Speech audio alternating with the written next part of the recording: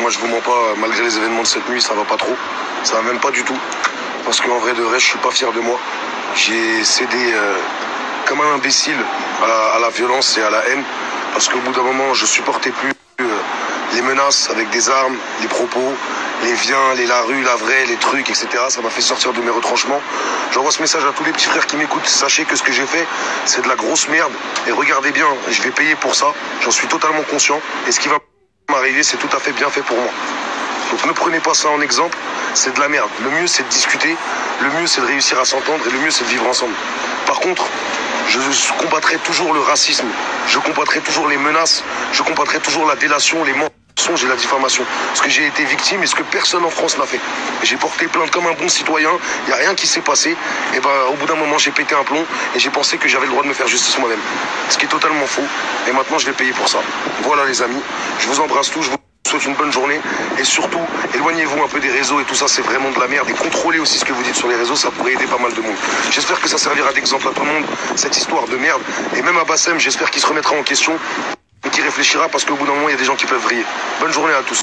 Juste revenir sur quelque chose que vous voyez bien que je suis pas fou. Il y a 2 ans, et tout le monde s'amuse à me ressortir cette bagarre où j'étais complètement bourré, où à 9h du matin, je me suis super mal comporté avec un automobiliste qui était avec son fils et sa femme. Et je vous mens pas, quand je me suis mangé les patates dans la gueule, bah, j'étais bien content de les manger parce que j'ai fait que de la merde. Et moi, je suis comme ça. Quand je me fais taper et que je suis en tort, ça me fait du bien. Et par contre, je peux vriller de l'autre côté. Et voilà, ne me prenez pas pour un exemple, je suis qu'un rappeur de merde.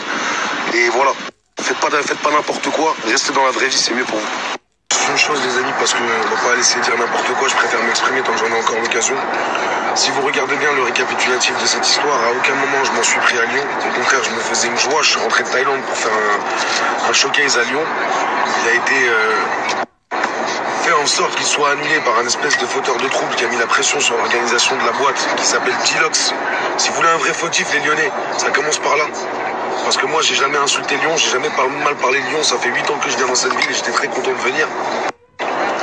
Et au bout d'un moment, Bassem, il s'est mêlé des choses. Et comme d'habitude, il sait pas s'arrêter. Et je vous mens pas, j'ai pété un plomb. Voilà, j'ai pété un plomb. Quand on parle de ma famille à outrance, quand on parle de ma femme, quand on invente des choses, quand on n'arrête pas. J'ai essayé de lui parler en privé plusieurs fois. Je lui ai dit, viens, on parle, viens, on se voit. Je dis, viens, on met les choses à plat. C'est pas comme ça. Je suis pas d'accord avec toi. Il m'a insulté ma mère directement. Il a pas voulu me répondre. Il m'a dit que j'étais un suceur, que j'étais une merde. Et vous connaissez Bassem. Et bah, ça m'a fait péter un plomb. J'en ai eu marre au bout d'un moment d'être la risée des réseaux sociaux. Et j'ai agi et c'est une grosse erreur. Mais je reviens sur un point. J'ai rien contre Lyon. Ne vous inventez pas de guerre avec moi, les Lyonnais. C'est absolument pas vrai. Et arrêtez de vous faire engrainer. C'est ce qui a fait qu'on en est là aujourd'hui. Et autre chose, s'il vous plaît, ne faites pas comme si je m'étais levé un matin et que je m'en étais pris à Bassem pour rien.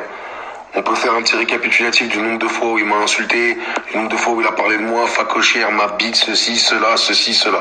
Faites aussi le récapitulatif du nombre de fois où il a tendu des guet-apens à des gens, où il tape des handicapés, où il fait des fausses kenottes litchi qui s'approprient l'argent pour lui, et j'en passe, c'est des meilleurs. Alors ouais, j'ai dépassé les bornes, je suis entièrement d'accord, mais par contre, je vous le dis clairement, je regrette pas de m'en être pris à lui. Je me regrette de m'en être pris à lui de cette façon-là. Voilà, tout le monde le sait, on va pas s'inventer des vies, on n'est pas des voyous, on n'est pas des gangsters, on fait de la musique, on est des gens plutôt agréables en plus de base, mais au bout d'un moment, il y a certains comportements qui peuvent nous faire péter un plomb, on est comme tout le monde, c'est tout. N'oubliez pas qu'il a engrainé un petit dégénéré de Lyon à venir faire peur, à terroriser l'organisation de la boîte de nuit en montrant des fusils à pompe, en montrant des Kalachnikov, en montrant des 9 mm, des 38, des 45 et en veux-tu en voilà. Tout ça pour moi, au bout d'un moment, vous pensez que j'allais venir comment en fait? Vous pensez que j'allais venir en trottinette et tout seul? Je me protège, c'est normal. Je suis venu en bas de chez lui, à 500 km de chez moi et on était 4. À la base, on ne voulait pas que ça dégénère comme ça. Après, dans le feu de l'action, on contrôle pas tout. Et encore une fois, je vous l'ai dit, je suis pas un voyou, je suis un artiste. Ah, j'ai pas besoin de vous dire, c'est pour ceux qui veulent voir si j'ai fait des ventes, des vues, je pense que c'est assez visible quand même.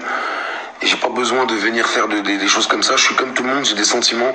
Quand on touche à ma famille, quand on touche à ma femme, quand on me fait du mal comme ça, au bout d'un moment, eh ben, ça tape. Quand on tape toujours au même endroit, et surtout sur un truc de tu ne vas pas répondre, viens en bas de chez nous, et en menaçant en privé, en envoyant des armes, en envoyant des vidéos, en nous faisant comprendre que c'est la mafia, que c'est la guerre, que ça va être très très dur. Comment vous voulez que je vienne le voir?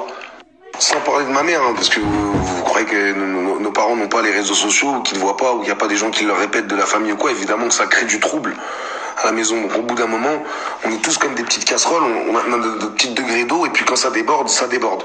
Et quand ça déborde, malheureusement, ça déborde pour de vrai. Maintenant, ça serait une belle leçon pour tout le monde, comme quoi il faut se contenir. D'une, dans les réponses, comme moi je l'ai fait, et de deux aussi dans les questions.